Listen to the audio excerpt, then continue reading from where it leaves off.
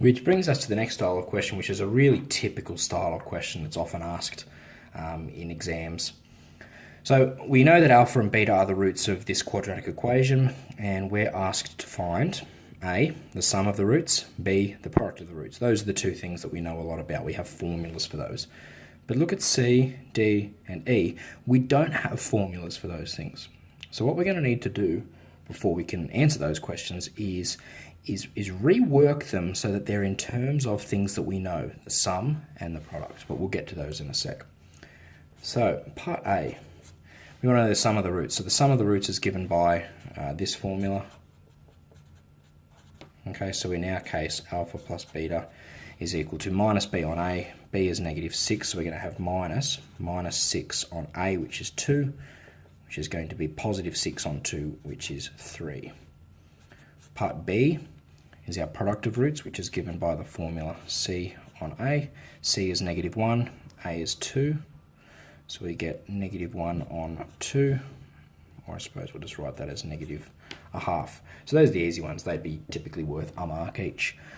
Question C, we don't have a formula for that particular arrangement of roots, but it's fairly simple to see that we have a common alpha and beta in both terms. So let's factor that out.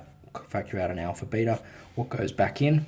I'm going to need an alpha to make the alpha squared, and I'm going to need a beta to make the beta squared. So now this is in terms of alpha beta, the product, and alpha plus beta, the sum, which we know. 3 is the sum, negative a half is the product. So that's simply going to be negative a half times the sum 3, which we can write as negative 3 on 2. Looking at question D, again, we don't have a formula for this, but when we see two fractions, what do we like to do with them? We like to combine them, smash them together. So we need to get a common denominator here, which we simply do by multiplying the denominator. So the common denominator is going to be alpha beta, and we're cross-multiplying, of course, this is going to be beta plus alpha. So just again, notice at the top is the sum of the roots, the bottom is the product of the roots, which are two things we know. So the sum is 3, the bottom is minus a half, and if you go and compute that, you will get negative 6 as your answer to that. So we'll just move on to a different page to do this last question. So the last question is alpha squared plus beta squared. And this is the hardest one of the lot, but again, it's a very typical question that you should expect to see quite a fair bit of in examinations. So we don't have a formula for that, but my reasoning is that I would suggest that it has something to do with this. It's not the same thing, but it's going to have something to do with that. So let's work with